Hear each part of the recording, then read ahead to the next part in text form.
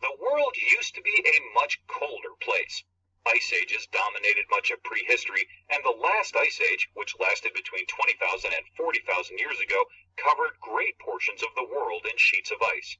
Because so much of the world's water was in ice form, sea levels were much lower than they are today, as much as 150 meters lower.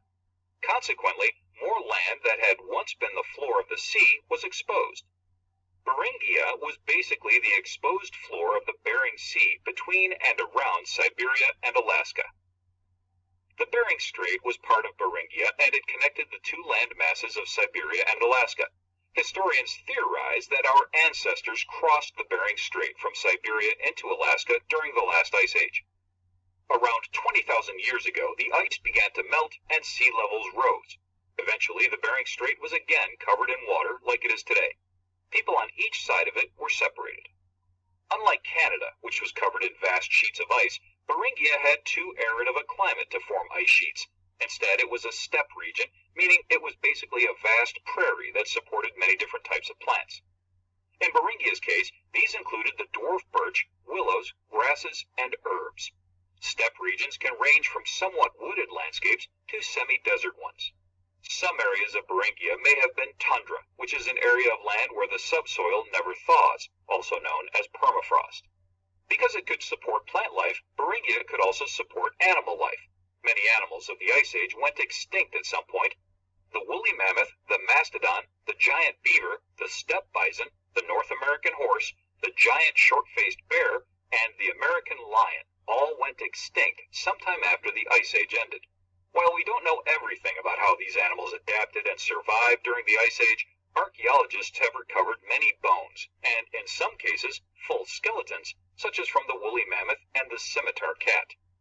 From these, archaeologists have been able to extrapolate the approximate size, shape, and appearance, and weight of the woolly mammoth and scimitar cat and other extinct animals.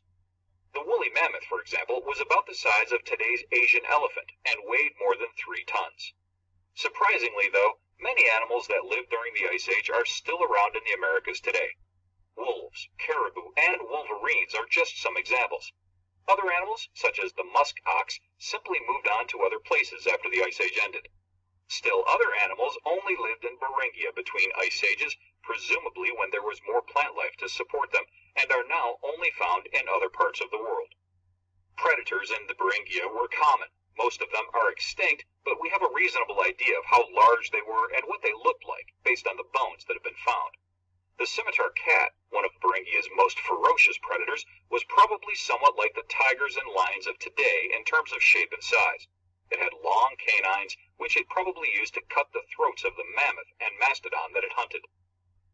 During the Ice Age, humans relied on hunting and gathering their food to survive hunted caribou across the plains. This required knowledge of the land as well as animal seasonal patterns. Humans also depended on animals for their clothing and shelter, camping in animal skin tents as they traveled across Beringia. Though they lived a nomadic life, undoubtedly full of hardships, there's some evidence that the people of Beringia tailored their clothes to some degree, processed and preserved their food, and controlled fire. To adapt to such a cold climate, people had to form advanced social ties. Art was a way to communicate, as were the stories and myths that passed on critical knowledge of survival techniques, landscape, animal habits and traits, and social etiquette from one generation to the next. Humans expanded into Beringia during the Late Stone Age, the Upper Paleolithic era, a period of 40,000 to 10,000 years ago. This was probably the final frontier for humans in terms of colonization. Humans had colonized every other major landmass. When they crossed into Beringia, they went into what was truly for them the New World. Let's review. Beringia was the exposed floor of the Bering Sea between and around Siberia and Alaska. The Bering Strait was part of Beringia, and historians theorize that our ancestors crossed the Bering Strait from Siberia into Alaska during the last Ice Age. Beringia was a steppe region, basically a vast prairie that supported many different types of plants and animals. Today, many of those animals are extinct, but archaeologists are able to study the bones that are recovered. During the Ice Age, humans were nomadic and followed the animals they hunted for survival. It was during the Late Stone Age that humans expanded into Beringia and entered the New World.